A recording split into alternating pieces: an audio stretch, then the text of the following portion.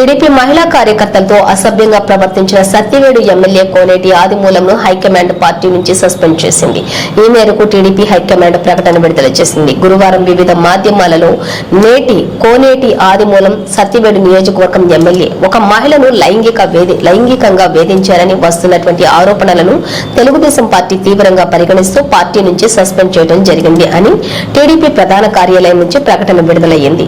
కాగా సస్పెన్షన్ తర్వాత వివరణ తీసుకోవాలని హైకమాండ్ నిర్ణయించింది. ఆరోపణలు తీవ్రతరం దృష్ట్యా ముందు సస్పెండ్ చేసి తర్వాత వివరణ తీసుకోవాలని హైకమాండ్ నిర్ణయం తీసుకోవడం జరిగింది.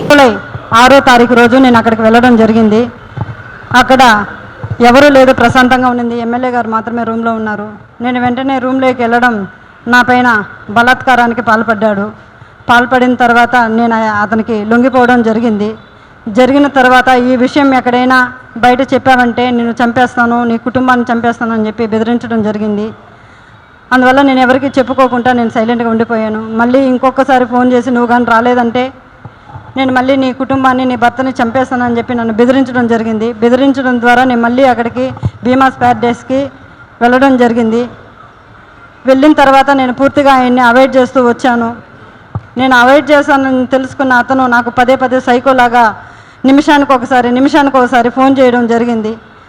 అది గుర్తించిన నా భర్త, ఎమ్మెల్యే నీకు ఎందుకైతే ఇన్నిసార్లు కాల్ చేస్తున్నాడని చెప్పి నా మొబైల్ ఇంచేసి నన్ను కొట్టడం, నన్ను బెదిరించడం చాలా చేశాడు. చేసిన తర్వాత నేను ఆ బాధను భరించలేకుండా నాకు జరిగిన బాధని నేను ఆయనతో వివరించినప్పుడు నా భర్త ఇలానే నీకే జరిగిందా, చాలామందికి జరిగిందా అన్నప్పుడు చాలా మహిళలు, గవర్నమెంట్ ఎంప్లాయీస్ కూడా ఉన్నారు, ఇందులో మహిళలు చాలామంది బలైపోతున్నారు చెప్పినప్పుడు ఆయన సూచించాడు నన్ను ఈ చాలామంది మహిళల్ని కాపాడుకొని మనం బ్రతకాలి, మనం కాపాడుకోవాలని చెప్పి ఆయన నాకు ఒక పెన్ కెమెరాని అరేంజ్ చేసి ఇవ్వడం జరిగిన తర్వాత ఆగస్టు 10వ తారీఖు భీమాస్ ప్యారడైస్కు 1:30 వెళ్ళడం జరిగింది. అక్కడ జరిగిన కామ క్రీడలను నేను రికార్డ్ చేసుకొని తీసుకొచ్చి నా భర్తకి ఇవ్వడం జరిగింది. అటు తర్వాత నేను మంగళగిరి పార్టీ ఆఫీస్ గారికి, పెద్దబాబు గారికి, చిన్నబాబు గారికి ఇద్దరికి నేను తెలియజేయడం జరిగింది. వాళ్ళ ద్వారా మాకు పిలుపు వస్తుందని ఇన్ని రోజులు వెయిట్ చేశాము.